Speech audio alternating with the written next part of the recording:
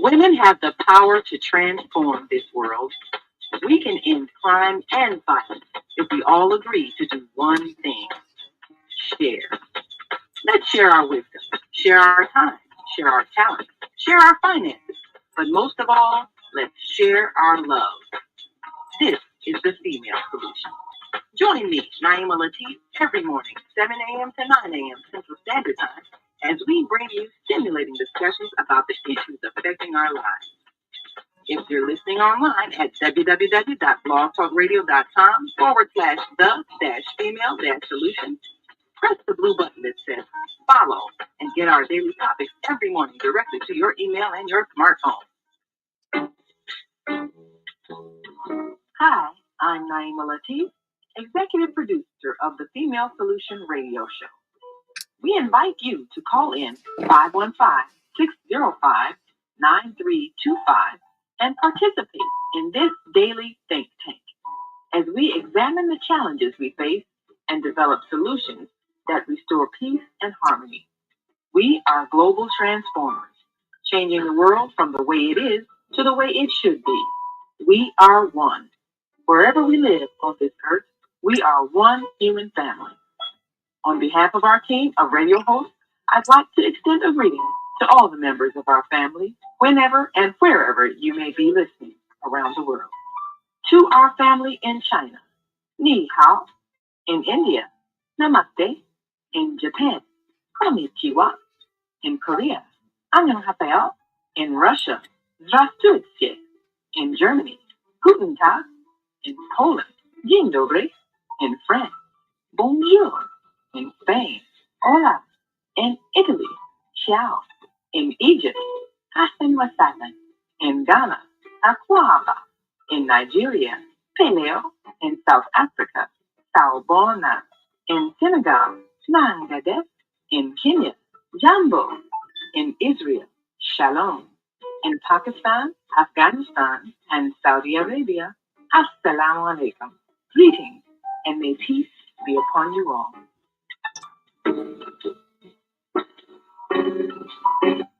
Grand Rising, and thank you all for joining us on this Wednesday edition of the Female Solution Global Radio TV show. I'm Naima Latif, and I'll be joined with our co-host Kareem Hamid and our American Muslim 360 family. And of course, we want to hear from you because today we want to assist in our growth when it comes to love relationships that we want to be permanent. We know that marriage is a serious step, and traditionally it has been a lifelong commitment. But with the divorce rate nearing 70% in some places, 50% at best, marriage is lasting. It isn't that the people aren't good people or not able to keep a commitment. The fact is, what are you committing to? The institution of marriage needs to be redefined to fit today so that we're clear what it is we're promising to do. So we're going to talk about that today because people still need to have families, children still need to have stability, parents still need to co-parent. We still need to have that cooperative relationship so that we can have a partner in life that helps us and supports us. But we need to better define what that looks like so that when we're choosing someone, we know what it is we're promising them so that we can actually fulfill the promise. So we're going to take a brief break and come right back with our co-host Kareem Hamid, our American Muslim 360 family. And we want you to call in. You can call in. Join us live on the on-air radio network, 727-731-5192, or you can reach us on Blog Talk at 515-605-9325. And just press 1 on Blog Talk when you're ready to speak, and we'll be right back So we want you to stick and stay. Don't stray away. We want you to be a part of this discussion because together we're going to make things better. Together we're going to reshape our families so that they can be permanent institutions and our children can have the stability that they deserve. We'll be right back, so stay with us. Hi, I'm Naima Latif, and if you're watching this, that means you're one of the 4.6 billion people from around the world who are using an electronic device to talk to people. In these times, people are using the internet to talk to everybody. Friends, neighbors, family members, co-workers. People are on their cell phones and computers all day long. Now, if you're in business, that is great news. That means you can sell your products and services all day long and never have to leave your home. All you need is a media connection, somebody to connect you to an audience. And that's why I'm talking to you today. We produce programs, and our audience members are people who shop. They buy clothes, food, beauty supplies, cleaning supplies, home repair, transportation services, child care services. Whatever you're selling, they need to buy it. We're your media connection. Just follow this link, and tomorrow you can sit back and relax at home while your business is making you money. Naima. CWSC.us or by phone at 910-317-0297. Together, we can remake the world. Thank you.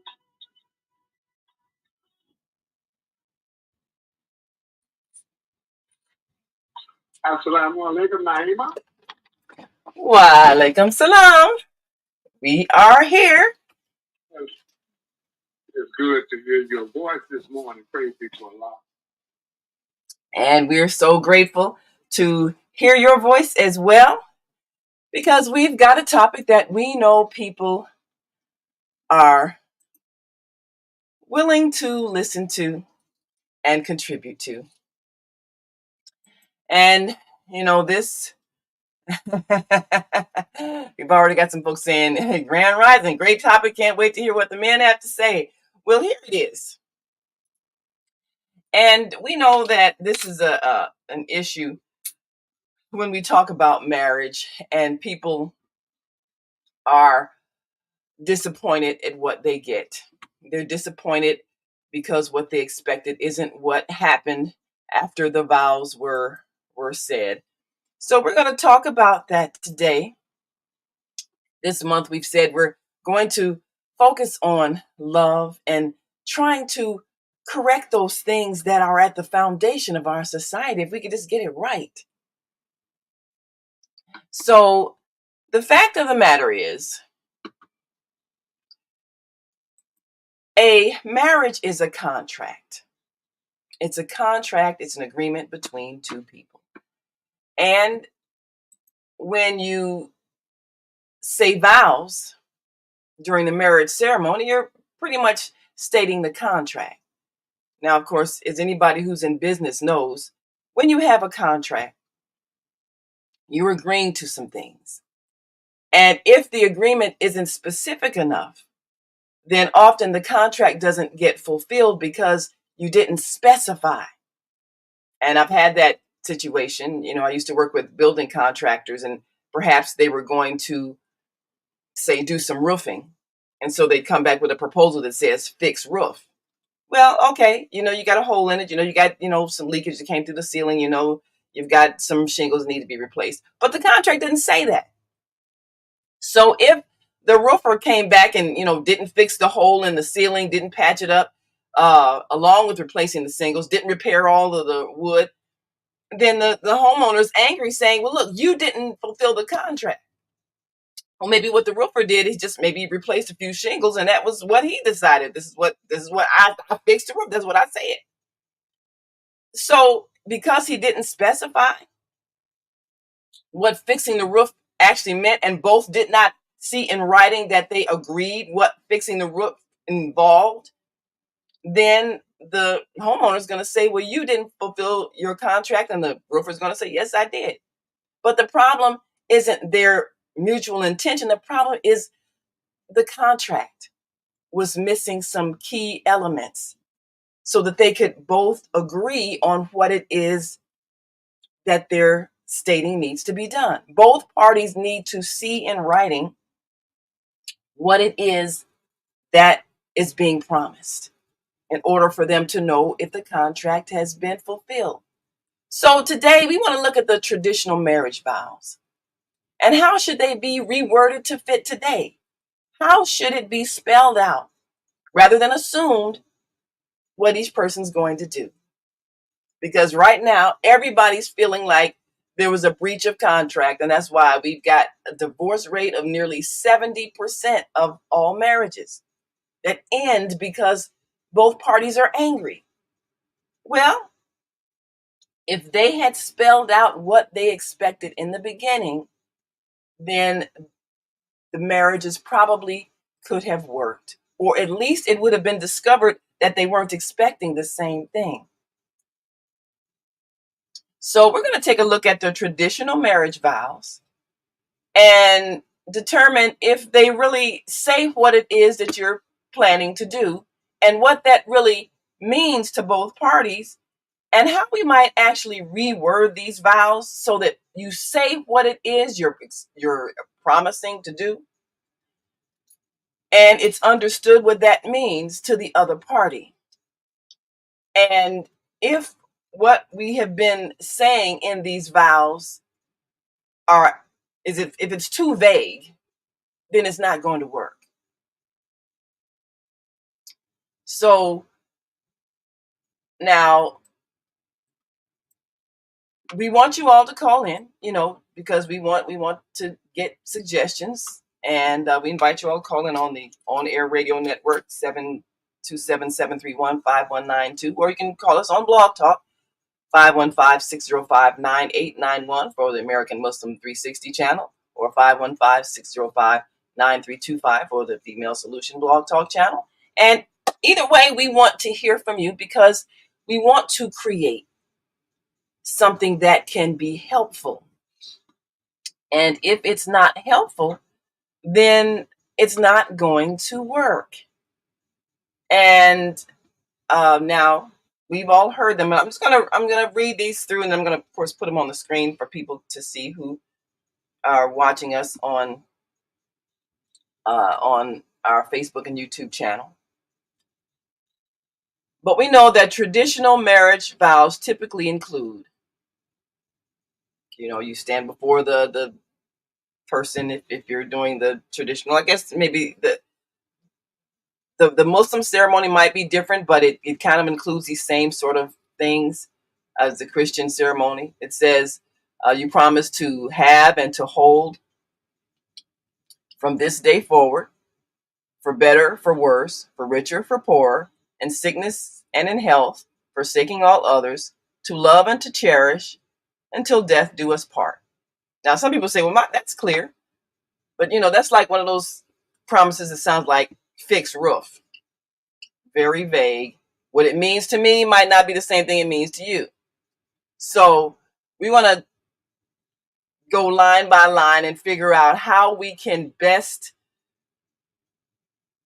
clarify what it is that we're promising to do, and talk about, is this what both male and female, both husband and wife, believe that these words are going to mean, and how may we best define what it is we're promising to do, because we want the marriages in the future to work, and they can work when we're clear on our contract. So that's our premise today, and we're certainly looking forward to all of you joining this conversation. And we just need to take one quick break, and we'll be right back. And when we come back, we certainly want to hear our callers and viewers to give their perspective on their traditional marriage vows and how should they be reworded to fit today. So we're going to be right back in just 1 minute. Stick and stay. Don't stray away. We'll be back. So stay with us.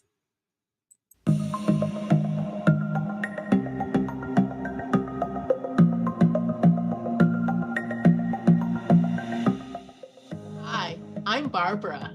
I'm Cheryl. And I'm Naima. We're 3 Black moms. And in case you didn't notice the resemblance, we're also 3 sisters. We're going to be coming to you every week, sharing our successes and our mistakes as we navigate our lives as moms, wives, sisters, daughters, and of course, Black women in today's world. We'll talk about it all: race, politics, religion, economics, culture, and we'll take a look at everything from whether or not to use corporal punishment to how do you teach your children about sex. Look for our upcoming book, Growing Up Charles. It's a personal story about our lives growing up in Maple Park on Chicago's South Side. I'm Barbara. I'm Cheryl. And I'm Naima. We're 3 Black moms. Follow us on Facebook and subscribe to our YouTube channel, 3 Black Moms.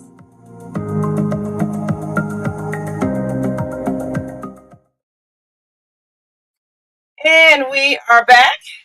You're listening to and watching the Female Solution Global Radio TV show. I'm Naima Latif, along with our co-host Kareem Hamid and our American Muslim 360 family. And we want to hear from you as we talk about rewording the traditional marriage vows. How should they be reworded to fit today? So, Brother Kareem, we're back and we want to hear your thoughts. A lot of people might say, well, what's wrong with what we've been saying? Well, it doesn't specify. And, when you got a contract where you don't specify, you get problems. So what are your thoughts? Yes. Alhamdulillah, all praise to Almighty God. I'm grateful to have been present at a broadcast that was aired yesterday on American Muslim 360, hosted by our beloved Manira Omar and Sister Dina Beya. And the title of that broadcast is It's All About Courtship and Marriage. And I'm grateful that they dealt with what you are presenting, the contract. The contract. And I learned a lot from it. And I'm grateful to have been present as they discuss this important application that we use for our community life. The operative word is a marriage contract. The vows in some cases, in some areas, are very general. They're just general. They are not detailed. They are not specific. So it's very important to fulfill all contracts that you enter into. And so there is a marital contract that you're obligated to put pen to paper and to author this contract. We don't swear by anything. We don't swear, but we affirm. I affirm that everything in this contract is true. Affirmation means a positive. You're not doubting. You're not guessing that this is a firm affirmation. So it is at that time that both parties need to truly word the contract in detail, specifics. because these are matters that will be looked into if the marriage does not, if it's not successful, or even not only is it not successful, during the marriage, you are vowing that you will fulfill your promise and what you agreed to in the contract. It is a legal document. I would suggest that when a marriage contract is written, that it be notarized. Notarized. That makes it a matter of public record. We don't secretly marry. We definitely publicize our marriage. But at the same time, the marital contract is very important.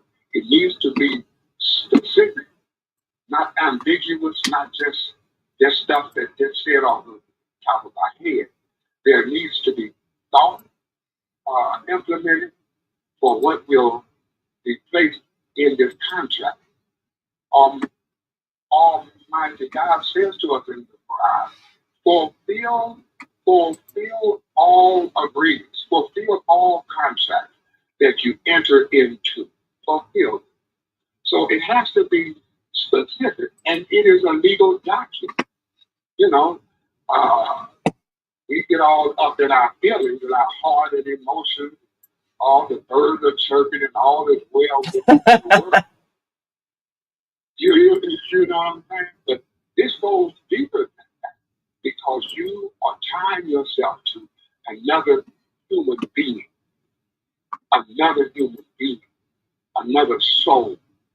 So be very specific and serious about what you enter, or what you write in the contract.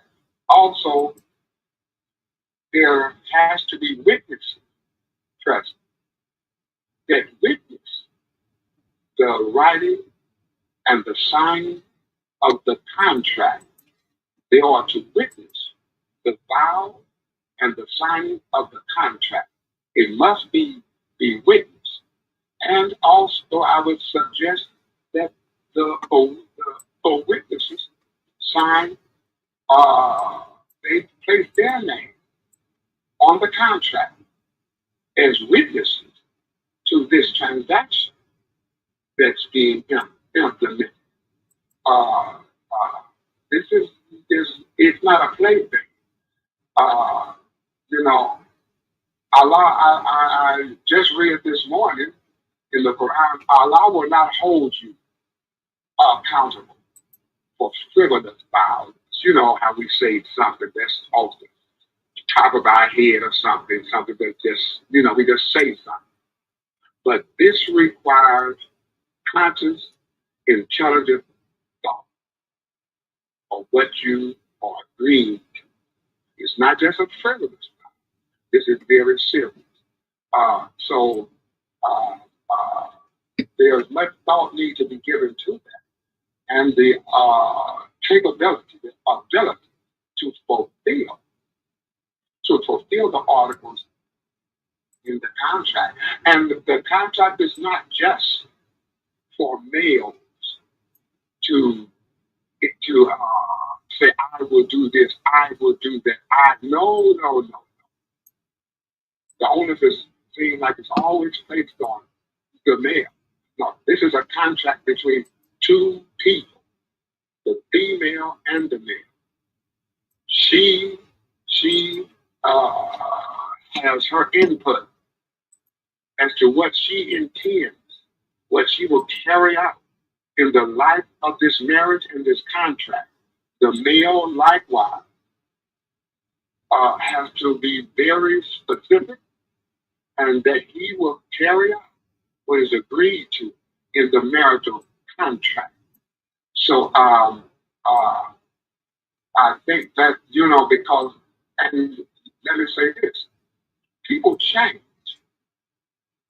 I'm not the same person I was when I married Aisha some years ago.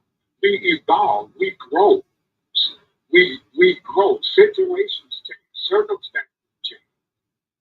So we have to be aware of that's how serious this contract is. We are evolving. This marriage, it is a live entity. It is alive. It is morphing. It is going somewhere. So the contract is very important at the beginning of the marriage and also at the ending of a marriage. Allah subhanahu wa ta'ala have given us requirements in the Surah Baqarah, the second chapter of the Quran, as to what is expected of both parties at the dissolution of marriage. Marriage is so important that it is deemed as half of the religion. Half of the religion. Those that take their religion for sport and play, they have a disease in their hearts. But those that take their religion serious, Almighty God will have a great reward and benefit for them.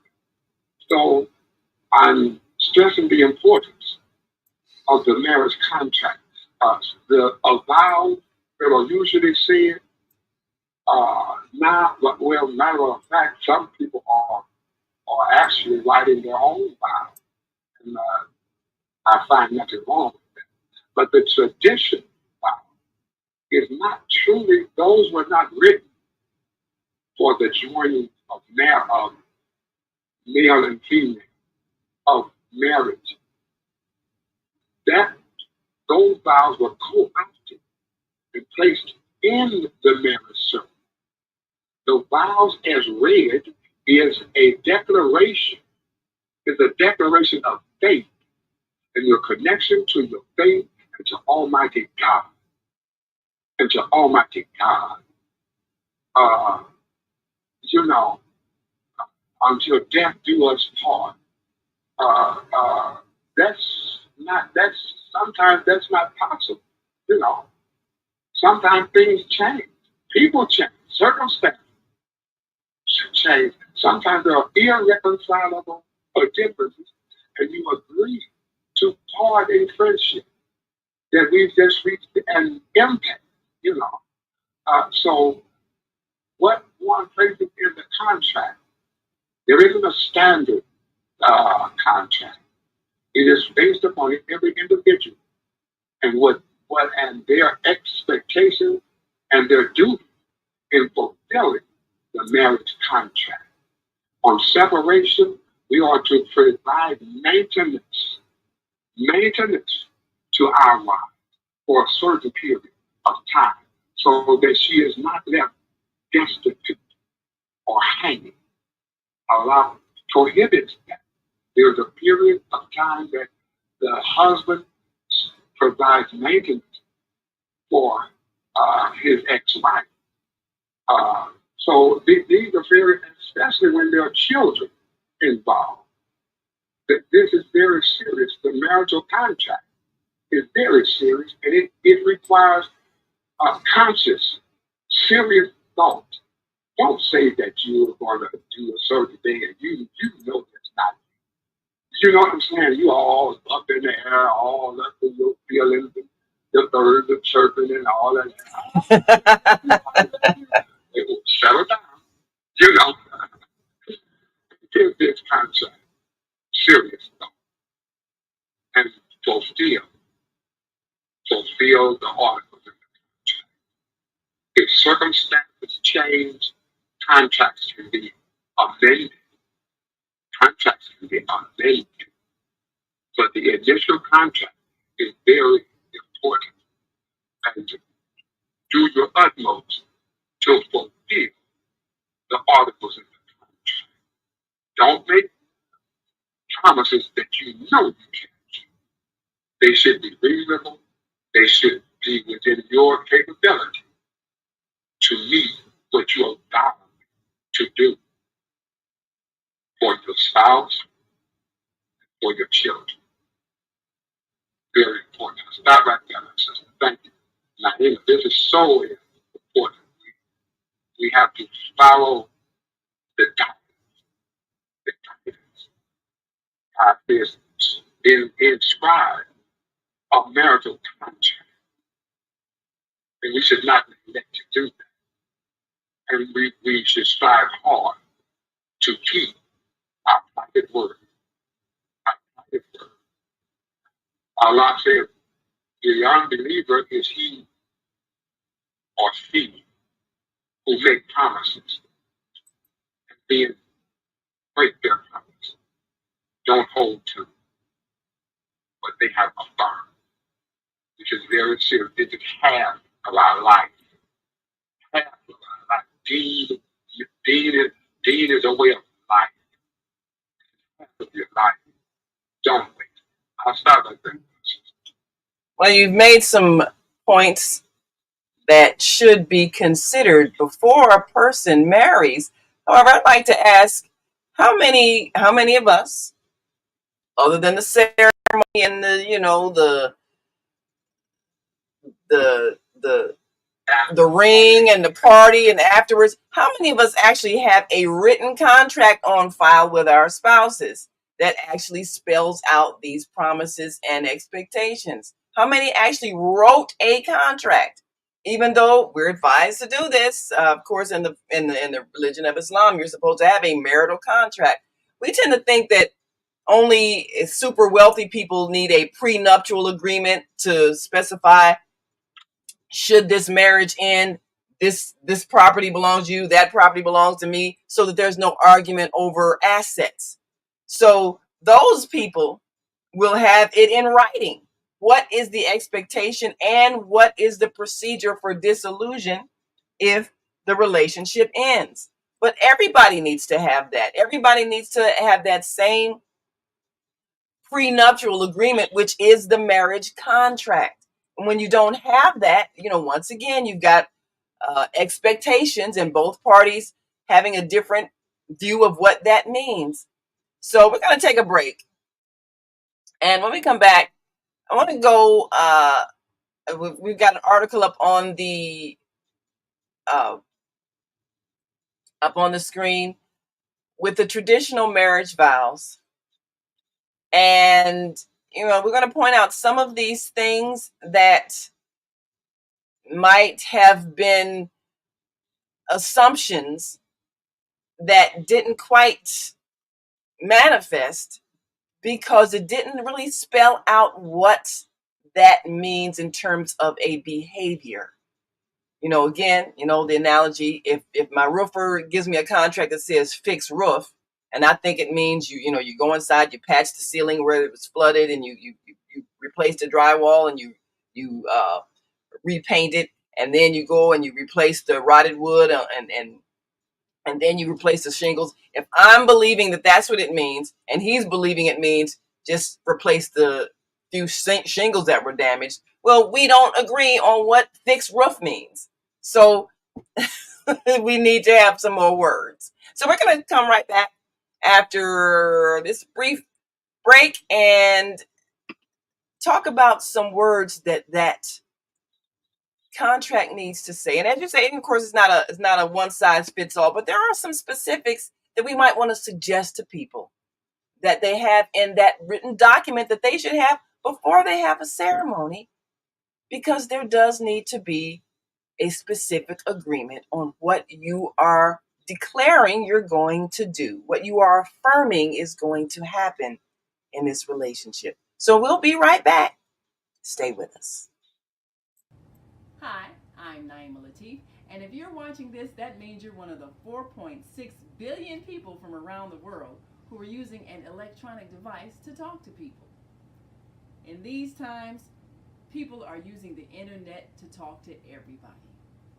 Friends, neighbors, family members, co-workers. People are on their cell phones and computers all day long. Now, if you're in business, that is great news. That means you can sell your products and services all day long and never have to leave your home. All you need is a media connection, somebody to connect you to an audience. And that's why I'm talking to you today. We produce programs And our audience members are people who shop. They buy clothes, food, beauty supplies, cleaning supplies, home repair, transportation services, child care services. Whatever you're selling, they need to buy it. We're your media connection. Just follow this link, and tomorrow you can sit back and relax at home while your business is making you money.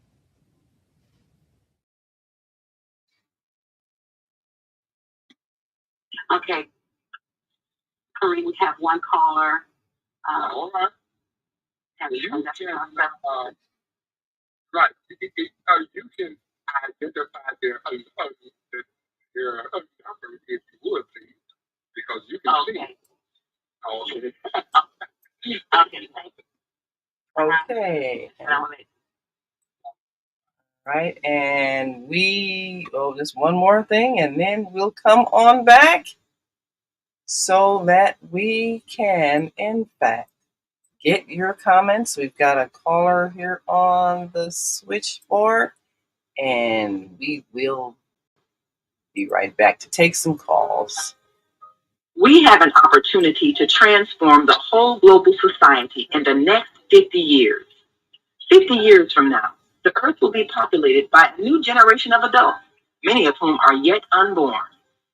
Our mission is to nurture them in childhood with love, guidance, and protection, and to raise them in healthy, happy families.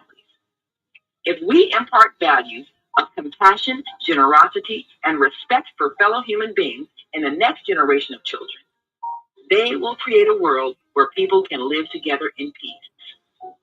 This is our goal. Be a part of the transformation.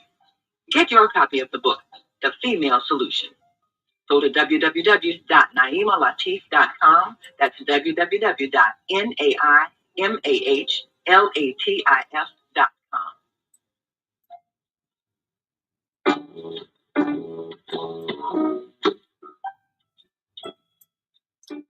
All right, and we are back. You're listening to and watching the Female Solution Global Radio TV show. I'm Naima Latif, Unmuted. along with our co-host Kareem Hamid and our American Muslim 360 family, and we want to hear from you as we talk about rewording the marriage vows and perhaps making it a tradition that everyone follows to create a contract, which in fact spells out what you are expecting.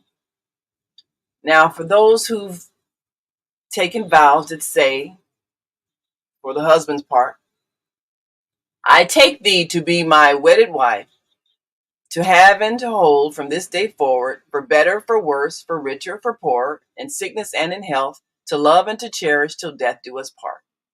Okay. Like you say, Brother Kareem, there's everybody's all happy, birds chirping, everything. But what does that really mean? So now this breakdown of these vows is from an article on Focus on the Family. It's actually from the Australian chapter, and it says 7 traditional marriage vows, what they mean and why they're still important. Well, let's take a look at if what these vows say and what they mean, are they reflecting a culture that still exists or perhaps doesn't? So now this first one we're going to take a look at. I take thee to be my wedded wife. That's or my wedded husband, depending on which male or female. But now it says this phrase is about free will. This isn't a forced marriage.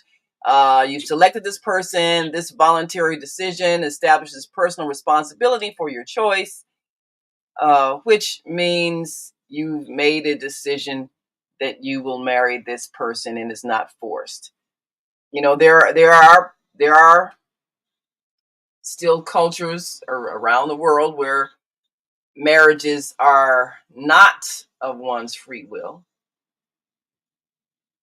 So perhaps it needs to spell out, as you said, I affirm I affirm that of my own free will, I am choosing to be, be a marital partner to you, blank, fill in the name. And this means, of course, that this was your choice, not a what they used to call what do you call it, a shotgun wedding. And we had those.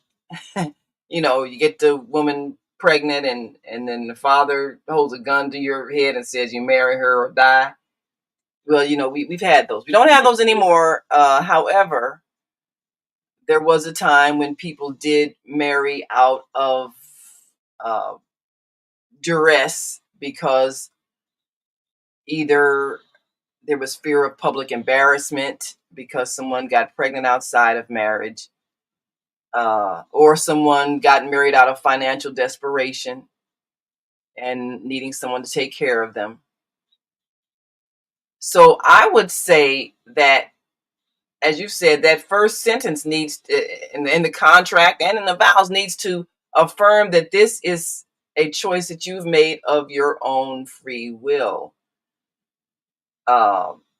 Because if it's not of your own free will, it's probably not going to last. And like we said, we don't see so much shotgun weddings today because there's not so much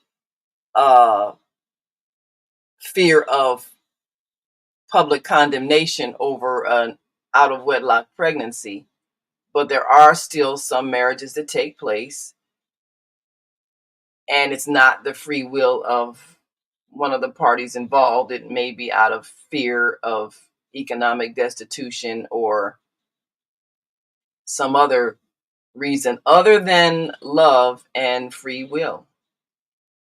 So what are your thoughts about that first declaration? It needs to specify, I'm doing this, I've chosen you of my own free will to be my spouse.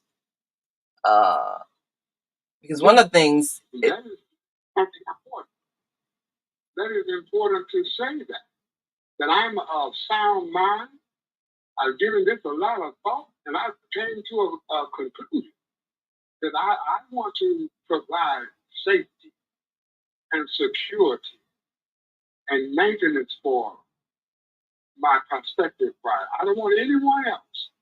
Well, I want to be personally responsible for her well-being. That is a strong desire for me.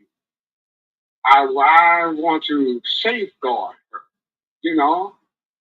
and that comes in many, many, many forms, in many facets. That's my personal statement here. When you take on a wife or a husband, that I want to be the one to provide the safety and security and the well-being of you. That desire has to be there because that is one of our primary roles. Matter of fact, when we mention maintenance and taking care of, that is not just the male role. It's not. There is also the female role of maintenance, security, safety. There is a vow that she will guard. She will guard what needs to be guarded in his absence. In his absence. Now, some of us, our minds go to zina or adultery, fornication, sexual. But it goes far beyond that. I shall maintain our home in your absence. I shall maintain our children in your absence. I shall, those are maintenance procedures that the female wishes to fulfill. I want to bear your children. You know, I want to be the first, the first teacher of our children. Trust me with so that the maintenance, security, and well-being is not just on the male, it is two parties agreeing for certain requirements that they will attend to in this marriage. You know, in his absence, she will maintain the family. She will maintain what they both have established. So that her role is very serious, very important, very important. So we live a certain way. I am a Muslim. I want to live my life as a Muslim. I want my home to reflect our values as Muslims. We agree to that. And this is no knock on anyone else's faith, but you know, if I was on a trip abroad or wherever, and I come home and my wife got voodoo dolls around the house. So you know what I'm saying? Mm-hmm. Voodoo dolls around the house. She is burning all kind of sage and incense and all of it. We don't believe in superstition. We do not believe in superstition. So that she will maintain the environment that we both agree to live by and raise our children by and form our lives by, even if I'm not present. So these are very important, important statements that I'm making right now. There's nothing wrong with having a contract. Some people think, oh, that's so cold. That's so cold. Contract. No. Oh no. That is warm. We are warm-blooded creatures. That's not cold-blooded. That is warm. I am affirming my obligation to you out of my concern, and I love you. So I must be very sober. Praise be to Allah. Very sober when I write and agree to these terms. Is that within my capability to do? You know, I don't earn 6 digits. I don't. So why make promises that you know that you can't keep? If situations change, alhamdulillah.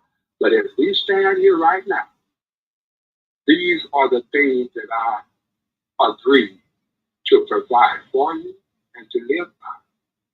It's not cold. Matter of fact, it's warm. It's out of a concern for your mate. You don't want to put your name on what you promised him, on what you promised her. You don't want that to be a public record. You don't want to be held accountable. Then I think we need to have a second look at you. See, this is how you build community life. That this is the first beginning of establishing the society in which we live. It's a very serious matter. I'll start right there, my sister. So both parties have to agree to the content part of the marital contract. And hold yourself accountable. So I believe we've got a caller. I know we've got a caller on our line, and I believe we've got a caller. And then, of course, we'll get their thoughts. All right. Well, let's hear your thoughts. Of course, you might know in your head what you think, but how should it be worded? All right. Go ahead with that caller. Okay, first we go to 706-627, followed by 718-749. 706-627, Solutions, enough solution. So, your mic is up. Yeah, that makes way of running Georgia. It's always in a lot. This marriage, mercy that Allah has given all human beings. He is so faithful. Allah has laid out how it is developed ever since Adam and Eve, and we with the test that Shaitan is going to try to keep you divided, especially man and woman, because that creates a non-productive procreation type life or a lot of trouble if it's done in a fornicated, adulterated way between other men and other women of that community life that is developed. So, brother Muhammad, Assalamu alaikum, brother Muhammad. I have a question for you. To have a comfortable situation with someone who is responsible for that or the parties involved believe in whatever they might believe in. Because as we know, we are allowed to keep on the book and that means a whole lot of things on a whole lot of levels. But the thing is to come to and put it on paper, the agreement that you're going to have with your belief, that you will stay within those boundaries to make the individual, be it husband or wife, know that they, like the buddy man was saying, they're safe, they're comfortable, there's going to be progress, and there's going to always be peace between the two because you have it written that you are going into a contract or a straight or diverse relationship, but Allah best knows why we are going to do this, so we're going to do it. But if we maintain these moral values, these other values, as we develop into the oneness that it seems that nature, the creator of nature, has showed us that we should have between each other in order to continue to develop ourselves, our loved ones, our environment, etc., etc. So it is very important that we be mindful that the first contact is between Allah or the person's belief system that they have, and they make sure that in those belief systems there might be some compatibility enough to make them, with their own free will, make that final choice, and then we will kind of encourage them to be true to their creator or to what they believe in. First, we're going to have to stop it right there, brother, because we have enough callers. Yes. Yeah, I did have a brief question for the brother. I did have a brief question. Before he goes. Brother Muhammad, are you currently married?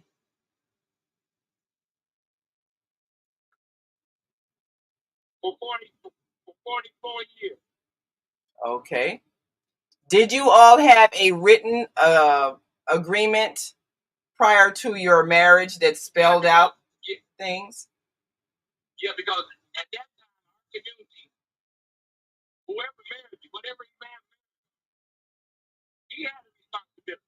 I was married by Muhammad's cousin, Wali Muhammad. Mm-hmm. He was my man who married me and my wife. And also a well-scholarly like brother, in Columbus, Ohio, who's the imam in Springfield, Ohio, who's still the imam there. Okay. And we was counseled on all the responsibilities. And back then, I think Muhammad Ali used to have a version, and there was a couple other natural versions that different communities developed their own stuff.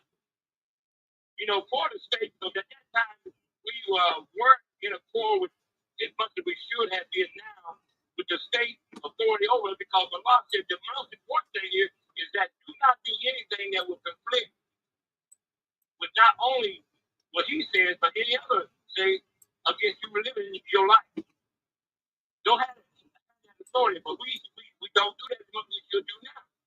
We don't follow and make sure that those who get married in the marriage, they go down, whatever state they in, and make sure they register marriage, because that country, that other environment of the faith don't want you, going to be no problem to them.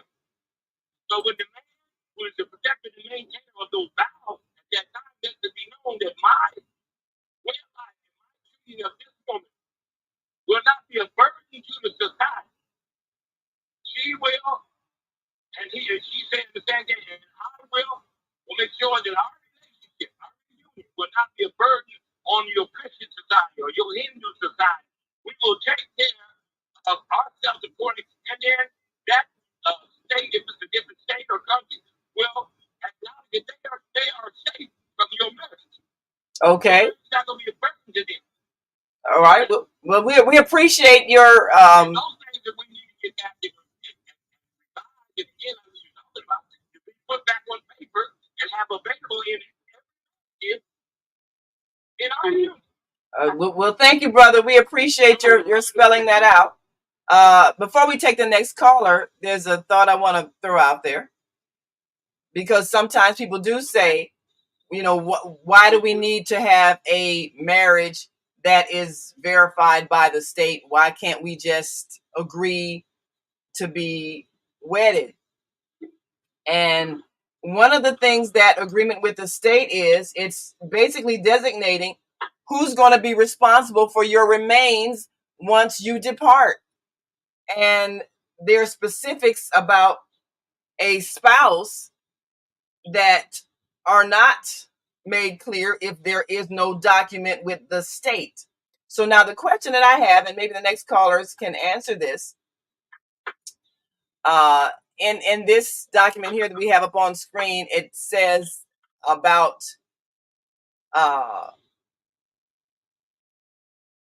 is this a contract with the state, or is it a contract with the creator, or is it both? Is it either or both? And one of the things it says in this article, if you deeply believe that your marriage is a match made in heaven, it creates unrealistic expectations, as if God preordained that this is the one you should marry. And then, of course, there there's and the Christian Bible, in Mark 10:9, it says, "What therefore God has joined together, let not man separate," which that line in itself has made people believe that if they got divorced, they would be cursed or whatever the case may be. And so they would stay in a bad marriage forever, believing that it was violating an agreement with God if they would leave. And that's made a big mess of a lot of our families. So I'd like our callers to address, is this a contract with the state? Is it a contract with God? Is it something that you should have wording in your contract? There's always a clause to dissolution, a dissolution clause in a marriage. Should there be a clause that says, if we come to a point of non-reconciliation, we agree to part amicably? Let's hear the next callers and hear what they have to say. We've also got a few callers on our line. So go right ahead, Sister Martha, and take the next caller. All right, and it's caller 718-749. Assalamu alaikum. Welcome to Female Solutions.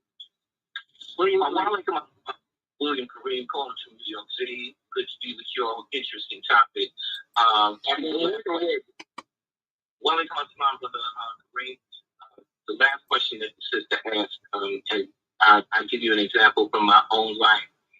When I got married to my wife, we got married as Muslims, and there was a contract that we drew up. But the circumstance, the situation came that because my wife was sickly, and her mother was very much involved in her life, it was always a possibility that she might pass. Now, my wife became a Muslim, and I kept telling my wife, I said, look, if we don't get married by the state, your mother's going to, have to meet. They're going to give the responsibility to your mother. And I had seen in her family, we had seen in her family, Muslims that were in our family that got buried as Christians. So eventually, what we did is we got married by the state. And when she passed, we were able to bury her as a Muslim. So the contract was important to set. There was a contract with the Creator that we got married as Muslims, but then there was the contract with the state, so that the state would be satisfied as to the legal applications that they had applied as far as their law. The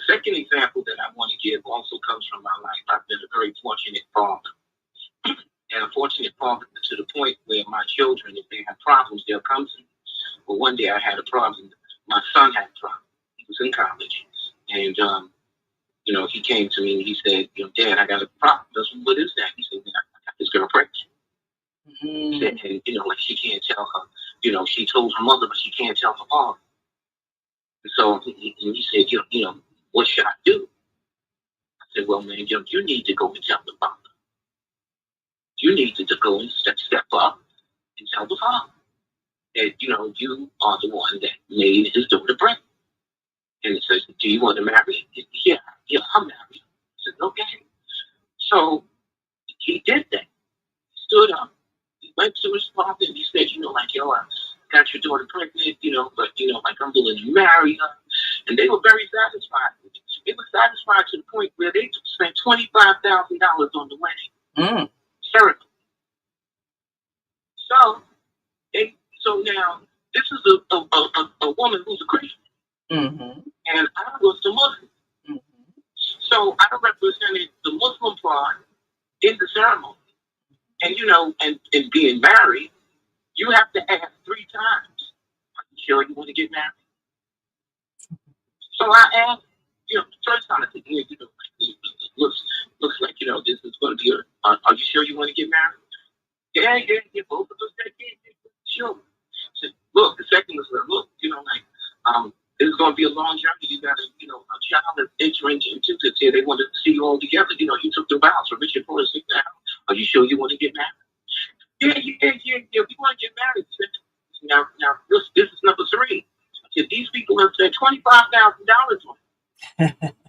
Don't come back, later talking about she wanted divorce. Sure enough, that's what happened. 1 year later, they wanted to get divorced. And I think the point that I'm trying to make is the contract and the vows that are in the contract when they were first created, were sacred and they were sincere. But it takes people to take it for what it's worth. I mean, it just becomes words. So I don't know whether, my son did it now, just because, he felt pressured and, like he had got the girl pregnant, he just wanted to go get married. Of course, a year later, he said, he wanted divorce. So it wasn't a seriousness as far as the vows are concerned. They were serious. They're serious vows. But you have to take them. You have to take them, not with your head, but you have to take them with your heart. Thank you. So thank you so much for sharing that. I have a question. I have a question for Brother William before we take a break. I just like to know, do you know, Brother William, do you know what the issues were that led to the divorce? Did they share any conflicts that they had within that year with anybody in the family so that people could have counseled them? Or by the time you found out the marriage was over, it was too late to help? I mean, what happened in that circumstance? Do you have any clue as to why it ended? It was too late to help. He didn't seek, although he sought my advice for what to do in that problem. He didn't seek advice or anything. He just cut it off, just like, as a matter of fact, and it was really disheartening because he said, I think I asked him, he said, I didn't really love her. That's what he said. I didn't really love her. And it was hurtful. It was really hurtful. I mean, they're good now. I mean, they have a couple of kids, and they're good as far as their parenting was concerned. But he didn't seek counseling. He made the decision and he went with it. So that's another thing, and we're going to talk about that. We're going to take a break and come back and talk about that. And we've got 3 callers on this on the Female Solution line, and we're going to take your calls. And of course, let us know if you've got other calls on the AM 360 line. But we're going to go to 314-677. Hold on. 773-483. Hold on. We're next, and then 312-632. You're after that. We want to get your thoughts, because you have brought up a very key point. Many couples who get married because someone gets pregnant, but it doesn't last because the the commitment perhaps was not there in terms of real love. There was attraction, but there was not the development of a foundation before the pregnancy. And so just getting married didn't make that happen. So we'll talk about that. Should people get married because someone's pregnant? Or should they not and simply agree to co-parent? And what are the ramifications if you're not raising your child in the same household? Does it create more of a burden for both parties? So we'll talk about that when we come back. And should something like that be addressed in the marital contract? So we'll be right back after this brief break, and we want you all to stick and stay. Don't stray away. We'll be back in a moment, so stay with us.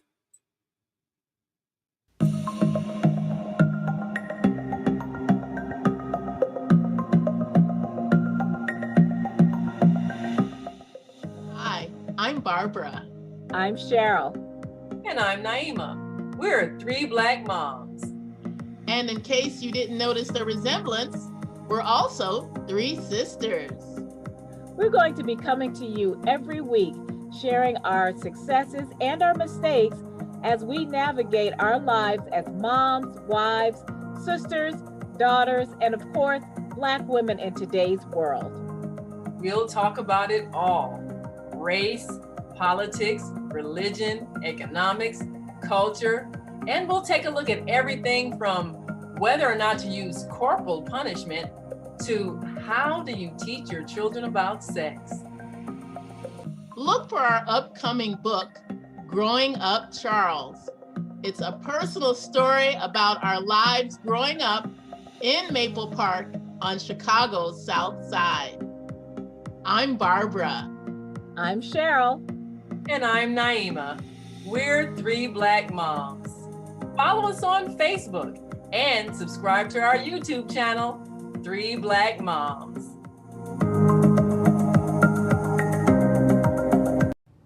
Hi, I'm Naima Latif, and if you're watching this, that means you're one of the 4.6 billion people from around the world who are using an electronic device to talk to people.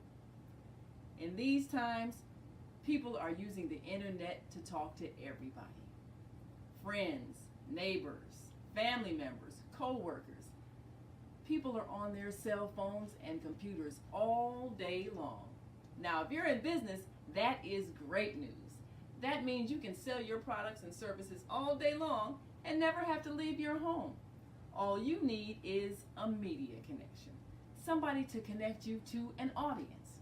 And that's why I'm talking to you today. We produce programs, and our audience members are people who shop. They buy clothes, food, beauty supplies, cleaning supplies, home repair, transportation services, child care services. Whatever you're selling, they need to buy it. We're your media connection. Just follow this link, and tomorrow you can sit back and relax at home while your business is making you money.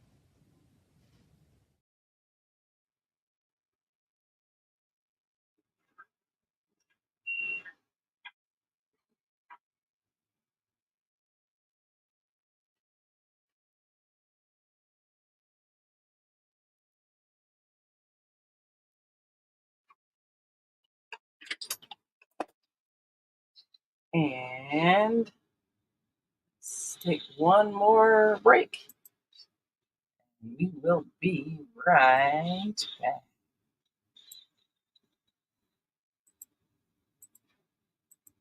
Naima? We'll be right back after this. Hi, I'm Naima Latif. Join me and my co-host Kareem Hamid every Wednesday morning, 7 a.m. to 9 a.m. on the Female Solution Radio Show, as we explore that relationship that is the foundation for our society, the relationship between men and women, husbands and wives. Join our discussion as we seek to repair broken family ties and rebuild our community. Listen online at www.blogtalkradio.com/the-female-solution. Call in and comment 515-605-9325 press 1 to speak to our host, or you can join us live on Facebook at www.facebook.com/thefemalesolution. And we are back. You're listening to and watching the Female Solution Global Radio TV show.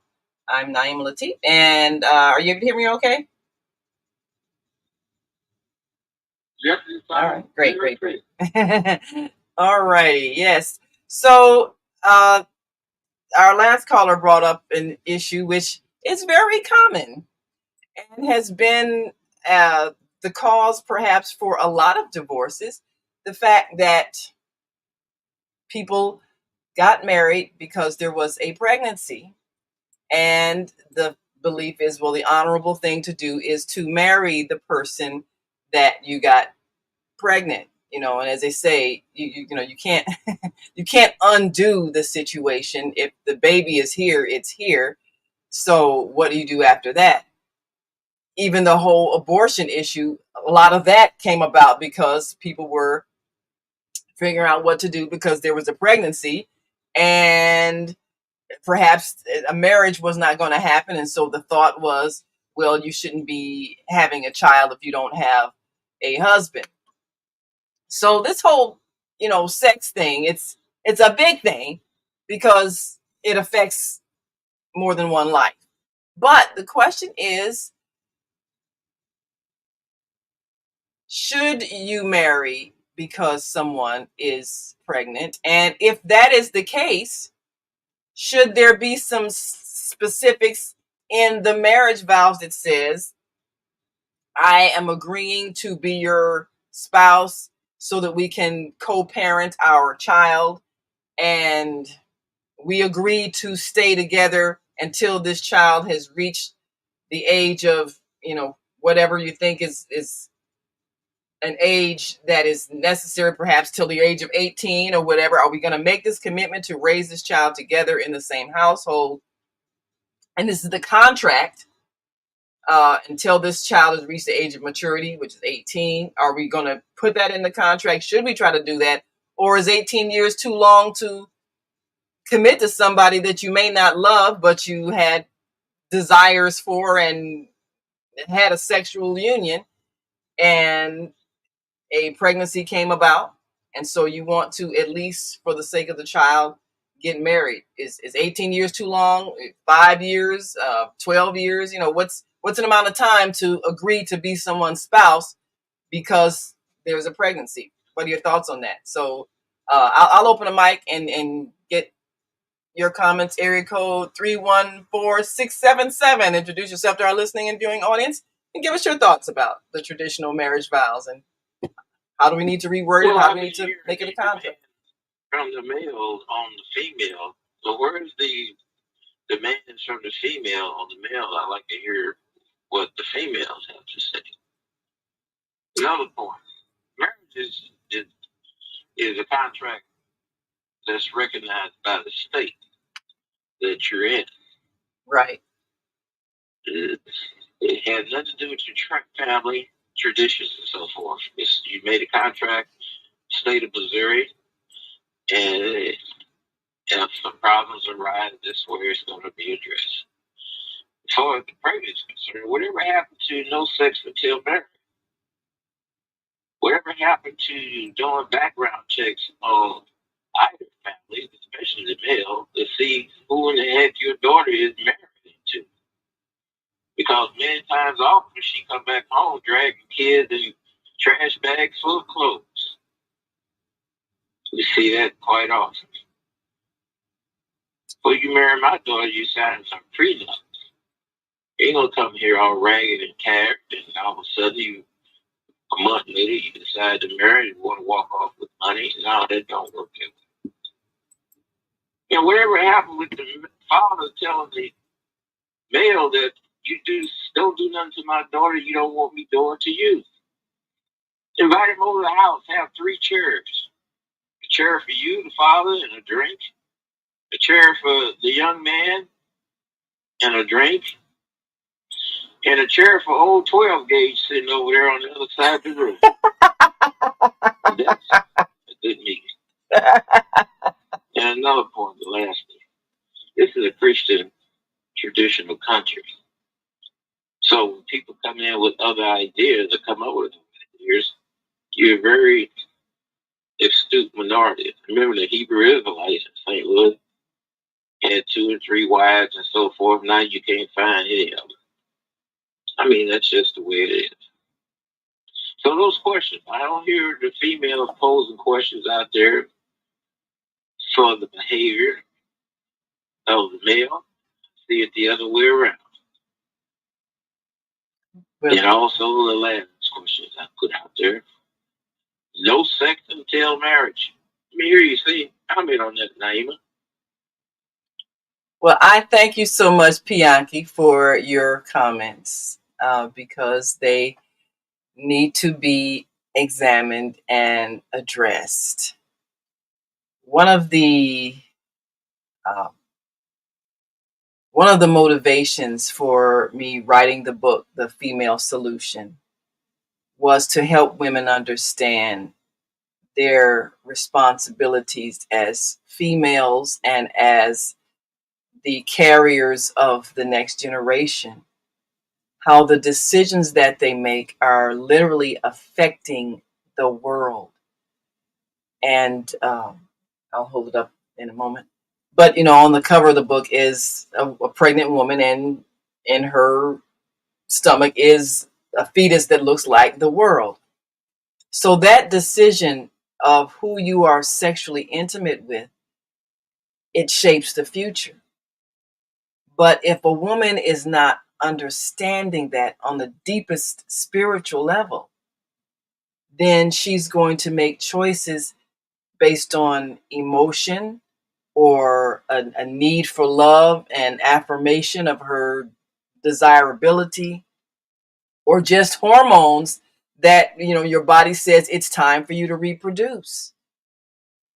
And then there's social pressure and all of these things. So my desire was to help women understand that above and beyond, society shaming you if you get pregnant, or the poverty and all of that, is to realize that you hold life in your hands. You hold the future in your hands. This act is shaping the reality that we live in, your decision. And then I gave examples of how females of every other species are very careful on how they make that decision. They're very methodical. It is, and it's very critical to select the right male. It's not a haphazard thing, because your children that you're bearing are going to experience the consequences of your choices as a female. So that was the motivation behind the book itself, which now evolved into this show. But we look at all of our cultures over time. Everything has been about how do we control who the woman has sex with. And some cultures have become very repressive and trying to keep women from even interacting in society, because the fear is she's going to have sex with somebody and like you said, end up bringing a bunch of children and garbage bags full of clothes back home, because the person that she was sexually involved with was not fit to be a husband, and she didn't know because she didn't have any guidelines. So this is a major issue, and human beings haven't figured out how to, and in Western culture, they haven't figured out how to raise male and female children with an understanding that they, in making this choice, are creating either a harmonious community or a dysfunctional community. And the drive is very strong, and that's a good thing. But it needs to be directed in a way that's healthy, the way it is in every other species on the planet. And that's what we have to learn. And our religions don't make that possible, because frightening people with hell and damnation, it's not working anymore. So we need to come up with something else, something practical, so that it's clear. What are we agreeing to do? And why are we agreeing to do it? And you can't have a culture in which the men are taught get as much sex as you can, as often as you can, and rewarding them for that. And then at the same time telling females you need to be a virgin until you're married. That's not working, because as soon as the pill came, that went out the window. So there has to be a different understanding. And it's not just about contraceptions. There has to be an understanding of responsibility for your life and the lives that come through you. And how do we teach that? How do we teach it better than we've taught it? That's the question. So thank you, Pianki, for your words. And, well, we definitely welcome women to respond to that. Because shaming women for getting pregnant, that's not helping either. That's what led to the abortion. Okay, I'm going to be publicly shamed because I'm pregnant. So now if I kill the child, then I kill the evidence. That's not the best solution either, is it? No. So we need to come up with something else. Well, here's the thing too, Naima. If that daughter was in college, now here comes this knucklehead and got her pregnant. Now, what does that do to her career? Pretty much disrupts it. Marriage last a short time. See, we don't put those things in the proper perspective. But when he was dating, he should have been background checked to see what the family is like. Because much of the time, you can look at the adults in the family, and that gives you a close blueprint of what that young man is going to end up being. Maybe not all the time, but it can give you a clear idea of what you're going to be dealing with. Well, you mess her life up. Well, I hardly ever see a woman, female, jump on a man and be humping him. It's usually the other way around. Well, Pianki, it takes two. It takes two, and I tell you, women are very, very aggressive now, more than a lot of y'all realize. a lot more aggressive than they used to be. But one last thing before we take the next caller. Women are very aggressive, much more than they used to be, and they will capture the man. And it's not a blame thing. It's the realization that both parties are driven, and it's a natural drive. But if you've got a society that sells every single product by using sexual stimulation, every single thing on the television, constantly keeping you in a state of arousal so that you will buy products, and then why are we still circumcising our sons? There's a reason that covering is there. It's to protect them from arousal until it's time. Why are we engaging in a tradition we don't even remember why it's there? And some people say what's in the Bible. Why are you doing something that is exposing a man to the most sensitive parts of his body for constant arousal that he's not able to manage when he's prepubescent and not emotionally mature? Why are we still doing that tradition? Are we not questioning things that we're doing that don't make any sense? So let's look at all the things that we do, and are they getting us to where we want to go? So let's when you take that into consideration, then you answer the question on the other end about the achievement that you expect out of a young person before they get themselves caught up in that.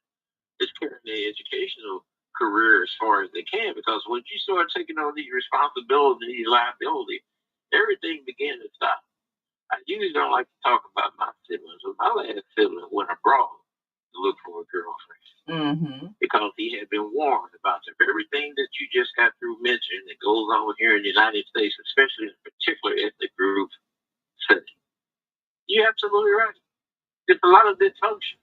So if you got a child that you raised up in a functional environment, you do not expose them or let them get carried off by that other side. Because it has repercussions that you really don't want to have to deal with. Well, you're right. Well, we thank you so much for your contribution to this conversation. And I'm going to open another mic. And another thing to consider, because of these things that happen, we have an epidemic of single-parent, female-headed households where there is no man to do these things, not background checks or sit there with a shotgun or whatever. that's not existing. So you have women who are raised in homes where they have an extreme need for male love and attention because it's not there because their fathers are gone because of decisions made by the two people involved.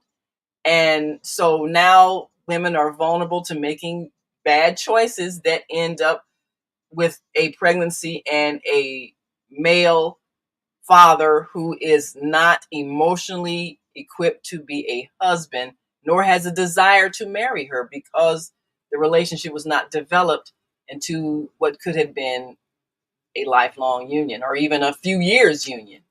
That's what happened. So area code 773-483, introduce yourself to our listening and viewing audience and give us your thoughts. Should people still marry because of pregnancy, or if there's a pregnancy, should they just have a contractual agreement to co-parent and just be satisfied with that? What are your thoughts? 773-483, unmute yourself. Okay, I just unmuted. This is Koopy. Yes, sir. Can you hear me? Yes, we can. Loud and clear. Hello. First thing I was going to say, the fetus is the shape of the ear. Your ear is the same shape of the fetus. My ears. It's just, y'all can do a little research on that. Secondly, even my daughter, I said, I was talking to my daughter, she's like 15. I said, your mother didn't do anything for me. She was dead. Stop. She gave me and my brother.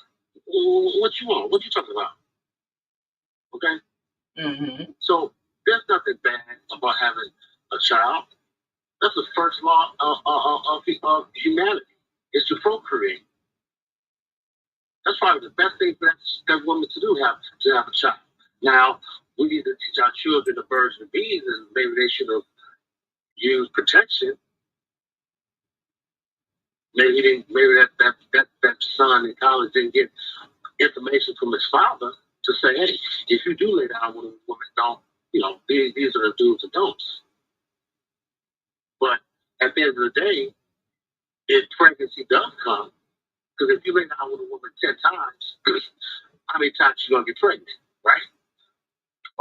Having a child is the number one law. That's the only reason why you are actually here on this planet. Society wants to create other narratives, like you did a bad thing, so you can abort it. All over the internet right now, you go to the internet today, you see all these youth right now just talking about relationships, and I keep them intact. All of my page, they say, y'all stop all this. Okay? Your ancestors have this problem. Why y'all have these problems with men and all that? You got somebody behind pulling, we got a wizard out here keeping this commotion going. And I know who they are. I know exactly who they are. I know their names. And I know what they're doing. Keeping this vision going. And they know I know. So they don't bother me. But I have a lot of youth on my page, and I tell them, when you get into a relationship, make it a spiritual relationship. Don't put nobody else's business in.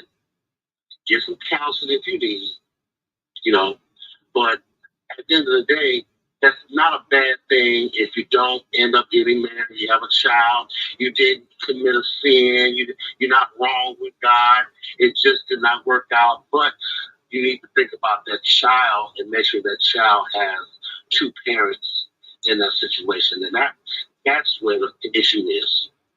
And that's why I really have to really work with my daughter, because her mother told her a trick question. You're old enough now, you're 18 years old, to decide whether or not you want your dad in your life or not. And I laughed. I said, is that what your mother told you? I said, girl, that's a trick question. I said, I'm gonna be a granddaddy. I'm playing. And she laughed.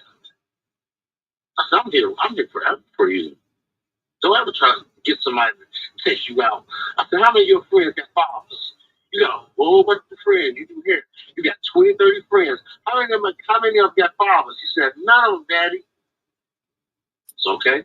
That's so what's happening. I focus on me instead of focus on society. I focus on me instead of society. Now, I can give an opinion, which I just did.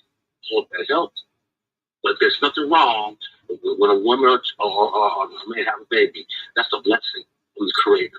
Do not come against that, because if you do, you actually commit a sin talking against the first law of nature. That's the best of blessing to have a child. And I'll stop right there. Well, thank you so much, Brother Koofy. We appreciate that point of view. We're going to take our last break, but I think he made a point that we have to examine. Number one, the trend today is fatherless homes for many of our community. You know, and we talk about this in the book, The Female Solution. What happened, the reason why we ended up with all these fatherless homes. We had a succession of wars, killing off the men, and the social development that happened afterwards leads us to this point. Whether it was the welfare system, the wars, whatever, we've come down to now families like Bianchi was talking about, the dysfunction, where there is not the co-parenting structure so that a man can learn his responsibilities and a woman can learn her responsibilities. The structure isn't there. So people don't learn how to cohabitate. They don't learn how to cooperate. They don't learn how to negotiate. They don't learn how to befriend each other. They didn't see it in their homes. So this is why we introduced the concept of the female solution, which is to address the absence of males and females co-parenting, building the structure of family so that we learn how to be a family. We'll talk about that when we come back. And 312-632 will take your call. And if you have any other calls on the AM 360 line, we'll certainly hear from you. And we've heard from a lot of brothers today. Women, where y'all at? They want to know what you think. So let's talk about it. So we'll be right back after these brief messages. And we want you all to stick and stay. Don't stray away. We'll be right back. So stay with us.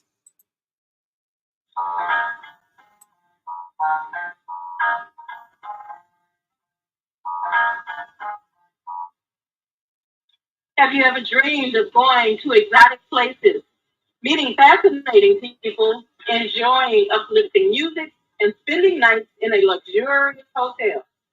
Do you look forward to a relaxing vacation where you can walk along the beach or sit in a quiet park and enjoy the sunset or sunrise? Whether you're flying around the world or driving across the country, we will share travel tips that will help you stay safe while you enjoy the journey. Join me every third Saturday of the month, 12 noon to 2 p.m. Central Standard Time, and move around with Deborah here on the Female Solution Show. Call in and comment 515-605-9325 and press 1 to speak.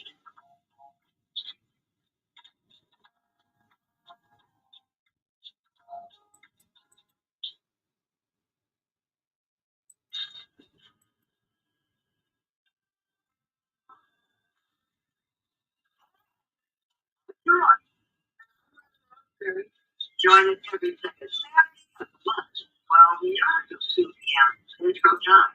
Here on Female Solutions Global Radio TV show. The narrative of joy. Locked in life. So call in 515-605-25. Just take water and skip to the house. Live on the Female Solutions Facebook. Now you can. Thank you for the neighborhood choice.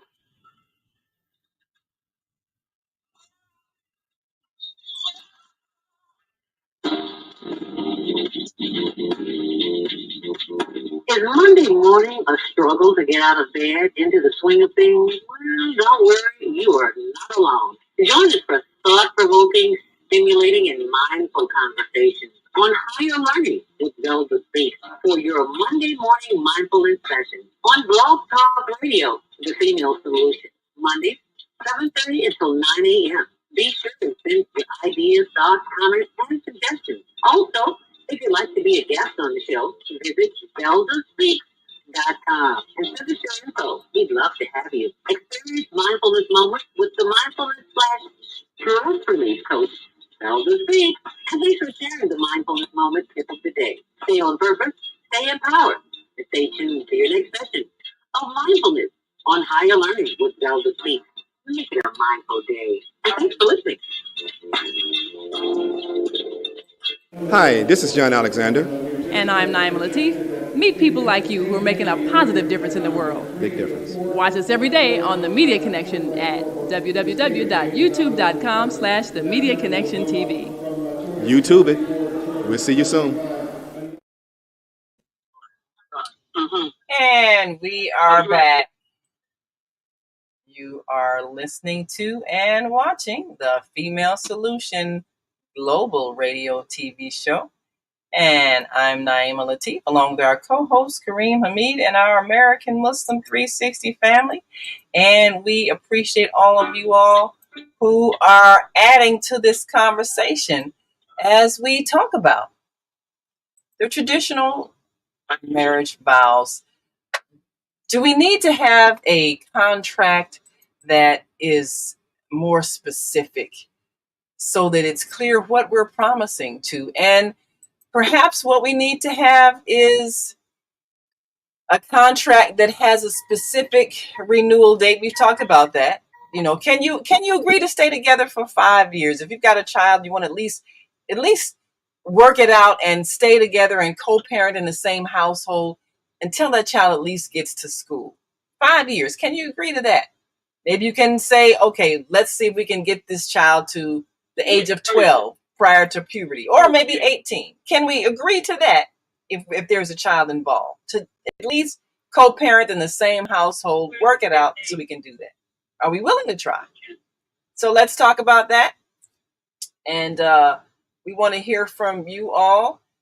Do our vows need to be more specific? Do we need to have that written contract that spells out what we are agreeing to? One phrase I want to take a look at, and then we'll go back to our callers. To have and to hold from this day forward. Okay. To have and to hold is a property rights legal phrase that defines the extent of the interest that is granted of conveyed and the conditions affecting it. But as part of the traditional marriage vows, this isn't a statement of ownership. It refers to belonging together. Well, that's what the article in Focus on the Family says, but the idea has been ownership. You're mine, I own you. And part of that, which what Kufi alluded to, you know, when a man and woman are not married and they have a child, sometimes the father's rights are not protected because, well, you didn't marry her, you don't own her children. And unless you get a DNA test to prove that you're her children, that these are your children, you may be denied parental rights. And there are a whole lot of men that are going through court cases now because they don't have rights, because they didn't marry the woman, which is in a lot of legal ways considered ownership. So let's take a look at that. Oh, I see. It's okay. So have we got another caller on the AM360 line? Your keys on the phone. Okay. Martha? Martha, if you would mute yourself, we are hearing your conversation. Are you? I apologize. Okay. We love you, Martha. Thank you. You know, Naima, sex outside of marriage, Almighty God has given us very vital, precious appetites. Very valuable, precious appetites. I'll use food as a appetite that we all share. Mm-hmm. To have an appetite without knowledge is very dangerous. Mm-hmm. Most people now, they eat for taste. That tastes good. The industry have added salts and sugars and all of these other ingredients to stimulate our taste buds in order to sell those products to us. But the knowledge of appetite is so that we replenish our nutrition. It is a nutritional act. Certain foods bring with it certain nutrients that our bodies need. Right. Green leafy vegetables and stuff like that. But most people don't have a knowledge of nutrition, and that's why we are suffering from high blood pressure, diabetes. The manufacturers don't care. So we have appetites, but we don't have a knowledge associated with the appetite. It's the same way with lust. No, I won't use the well, all right. All right. Sexual desire. Sexual desire. Yeah. Which is a very healthy, normal thing. Yes. But how many of us have the knowledge associated with that appetite? Well, that's the thing. We don't have knowledge. We have religious shaming, which is not the same as knowledge. No, wait a minute. Wait a minute. Let's not always use religion as an excuse. That's not the right application. Well, I would say education, period. Education, period. Period. We're in space in time now, as you have heard me say, whereby we are operating on an artificial timepiece, an artificial clock. At the age of 18, you are an adult. But by a certain age, you should do this and you should do that. But the sexual appetite presents itself outside of man's clock. So what I'm saying is, at an early age, we need to be educating our children concerning the appetites that we all have. Give them the knowledge and the reason and the purpose, praise be to God, the creative purpose of these appetites. And they are to be taken seriously and not played with. With the coming of birth control, everything went off the radar. It just went haywire. That we can play with this thing. We can play with sex as if it is a toy, a pleasure button that we push. But there's a certain knowledge that with everything contains a knowledge and a science. I totally agree. Wait until our children are when they reach puberty. And now we want to have that talk. Now we want to have that talk. There's nothing wrong with educating our children at a young age, at an early age, concerning the responsibility that come with these appetites that we all have. I totally agree. We are not educating our children nor ourselves. And now this is the dilemma that we have. Appetites unchecked by knowledge. Absolutely. I totally agree. That is designed for procreation. So there's much more I could say on that, but until we get on the right time clock, We are going to continue to have these problems until we learn the knowledge and the science that comes with everything that exists. Absolutely. Even our sexual appetites. I totally agree, 100%. There's nothing. Go ahead, my sister. I'm just agreeing 100%. It's an absence of knowledge, and the reason why I say that about religion is because historically religion has been fear-based and shame-based, and you can't have knowledge when it's based on fear and shame. When you have understanding, then you make right decisions. But threatening someone with hell, Naima, yes, yes, sometimes religion educates you concerning your self-worth, your dignity. If it's presented with a person who understands. And you refuse to act in an undignified or unhonorable. You value yourself. You have a high regard and value for yourself, and I would not debase my dignifies myself to the level of an animal. To the level of an animal. Self-worth is very important. It is a prohibitive measure.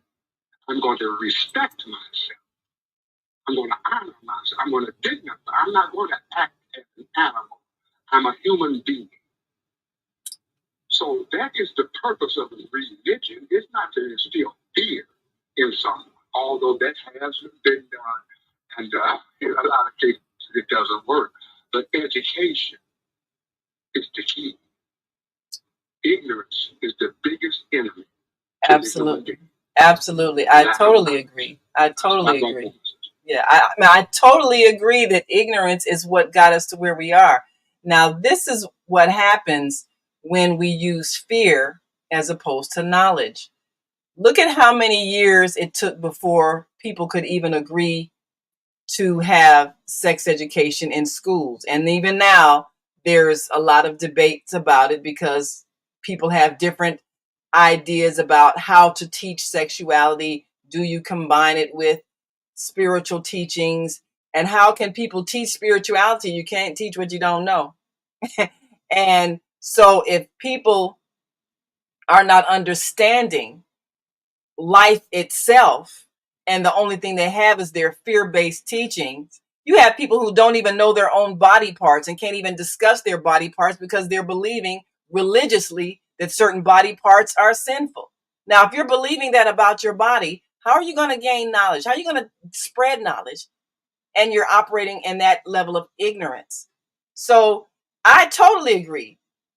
Children at an early age should be taught all of their body functions and the beauty of creation at an early age in a way that does not involve fear at all, but total understanding. That's one of the reasons why we're launching our Parenting with Peace class, because we're demonstrating how to teach about sexuality that helps a child understand their connectedness to all life and their responsibility to all life. No fear involved at all, because there's no reason to fear. The only thing is to understand how your choices are affecting your life and everybody whose life you touch. And in this book, of course, The Female Solution, which evolved into this show, you see this fetus looking like the world. This woman's pregnant with the world, because that's what women have to understand. You are shaping the future of the world with your choices. And the souls that come through you, based on how you chose for that to happen, is affecting the present and the future. So, Naima, with the subject matter that we're addressing now, Almighty God in the Quran says, I seek refuge with the Lord of the dawn from the mischief or the harm of created things. Almighty God says to us that with everything that he has created, there is a benefit and a harm Now, the chapter begins with, I seek refuge with the Lord of the dawn. The dawn is the brings beginning light. of enlightenment. Absolutely. Of knowledge. Absolutely. Of knowledge. Yes. That way I know the purpose, the proper usage of what has been created. Absolutely. It is knowledge. I'll stop right there. Absolutely. I totally agree. Well, we've got a couple of callers and we've got some comments I'm going to share as well. And we appreciate all of you all lending your thoughts to this conversation. And on our Facebook and YouTube channel, we've got these comments. Of course, our Monday morning mindfulness host says, the brothers on purpose this morning. We enjoy listening to them. Sometimes we just need to listen and not speak. Okay, well, so the women are listening. Men, they're listening to your thoughts. And Beata says, grand rising, good discussion. Thank us, United Spirits. Thank you, Beata, our Friday host. And Deborah, our third Saturday host, says, grand rising. There's so much on this topic this morning to address. Absolutely. And she adds that it's not just the law of the USA that when a man is listed on the child's birth certificate, he is legally recognized as the father, whether he is the biological parent or not. And that's a critical thing, because when you're not listed on the birth certificate, you have no father rights. So it's all about the legalities. Who are your contracts with? And when you're the husband, it's presumed that you're a father. Even sometimes that might not be the case. Was it saying mother's baby, father's maybe? Well, we've had those situations, but if you're not listed on the birth certificates, you will not have parental rights. So everything is about legal contracts. And our sexuality is something that has been policed, but still not understood, and exploited and still not understood. So we have to understand. Let me take a couple of calls here as we wind down. 312-632. Please give us your name, where you're calling from, and your comments. Yes, sir. Yes, Admiral Nelson Bay. Speaking anecdotally, 2 Fridays ago, I was invited to Masjid Al-Farouk, and yes. I used that as an opportunity to explain to people what I regard as a Sharia or Sharia of Islam, Sharia, yes. namely the Kitab-i-Aqdas, which is the book of laws in the Baha'i faith, which says, by the way, and I read its synopsis and codifications and gave a copy of the synopsis and codifications of the Kitab-i-Aqdas to Mother Taineda Muhammad at the Final Call Administration Building in 1986. And that it said, sexual intercourse, which I interpret as coital intercourse that can result in pregnancy, is only permissible between a man and the woman who is his wife. And that's why I've not coitally penetrated a female my entire life, because to my mind, that would constitute marriage. And in the old days, that was marriage. Right. I saw yesterday. Right. Pardon? In the old days, that was the marriage. There was not the ceremony. That was the marriage. Once you did that, that was it. This is your wife. Right. That's right. And so I chose not to. I had numerous opportunities to. I've had sex workers come to my house and do what they do. But to make a long story short, people need proper guidance and practical information, which is effectively education, to dispel the ignorance that so many people have. And I would, in a Middle Eastern accent, say, this is the book, the Kitab-i-Aqdas, this is the Sharia of Islam. And right with the Kitab-i-Aqdas, I had the Maulana Muhammad Ali edition of the Holy Quran. So I'm showing them both books. And I'm sure they saw some similarities. Yes. Sorry? I'm sure they saw similarities. Yes. And thank you for the books you gave me on the Baha'i faith. I agree with everything written. It makes spiritual teachings that are uncorrupted by incorrect interpretations always makes sense. So yes, I understand. Yes. So we thank you for sharing that. We've got another call we're going to try to squeeze in. Yes. Yes. I think it. Yes. So we thank you for your thoughts. That the young people get the proper information. I agree, and that's what we are hoping to do with our Parenting with Peace class. Thank you so much, brother. We appreciate you for sharing. And we're going to take another call. And I think we might have a caller on the AM 360 switchboard. One thing he mentioned about sex workers, that's part of what has evolved because of our shaming of the act. Well, that's opened the door for a whole new trade, which, as you can see in biblical times, is a pretty old trade. Why are women selling their bodies? Because we still haven't figured out how to make marriage be the means whereby people are engaging in that intimacy. We haven't been able to force that as a way of life. So we have to think about that. 773-450. Go right ahead. It's a long greeting, grand rising to everybody. You know, it's a very interesting topic because I think you learn a lot of things as you go through life. As a man, I was told by older men to tell a woman anything that she wanted. I teach young men to be careful. First of all, if it's not rape, women decide if they want to put something inside of them. So women are the ones that have to give you a green light. That's how you start. Not even that. You ought to start with build up your gifts and talents that you've got that God has given you so that if you have a family, you can not only take care of yourself, you can take care of your children and your wife. But if you're going to just jump into a relationship that you just want to have sex, and here comes some children, why do you think we got so much lack of love today? Young men jump out of cars with 4 guns and stick you up. They don't care about nobody. No heart. It's the wrong attitude, man. So society teaches the whole sexual thing the wrong way. When you got church telling people, oh, it's a sin. The reality is this. Sex is like a celebration of 2 people that have joined together mentally and spiritually that have something really going and clicking.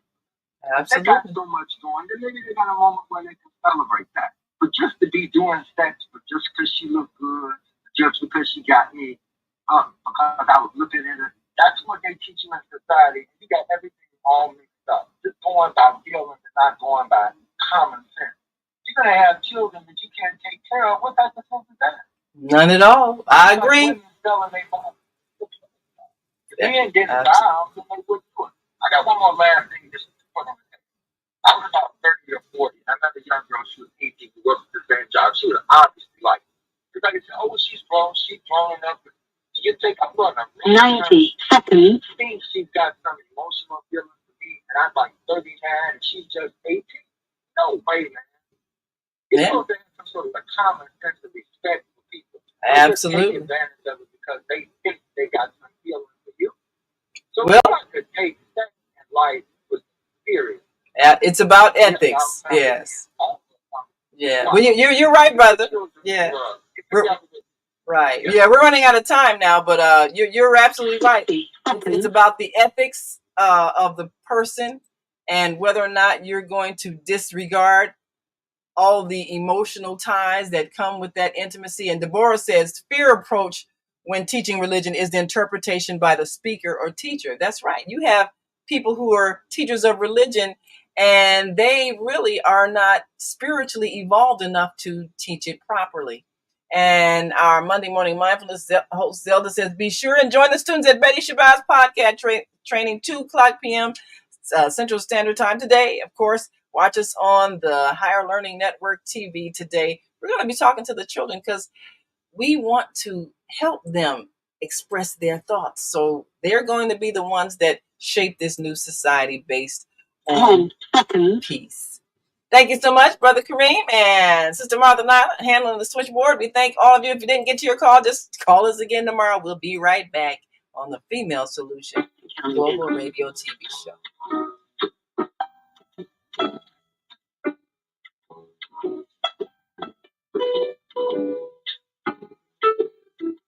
We've come to the end of our show today, but you can hear every show in the archives at www.blogtalkradio.com/the-female-solution.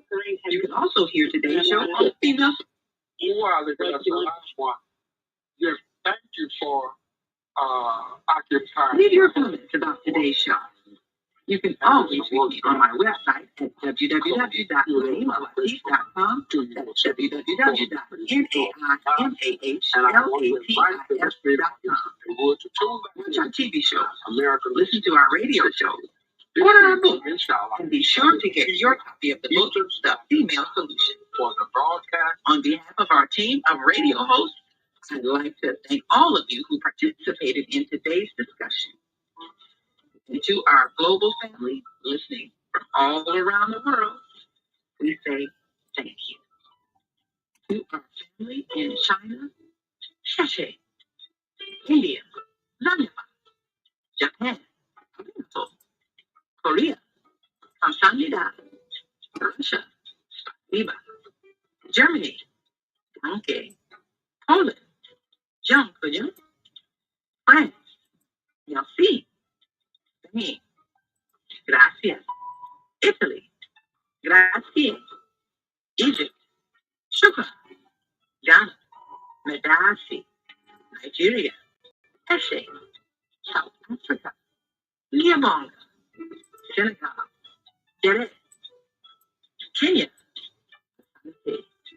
Israel, Toda, Pakistan, Shukriya, Afghanistan, Tashakor, Saudi Arabia, Shukran, Salam Alaikum wa Rahmatullahi wa Barakatuh. Thank you, and may peace be upon you and the mercy of God and God's blessings.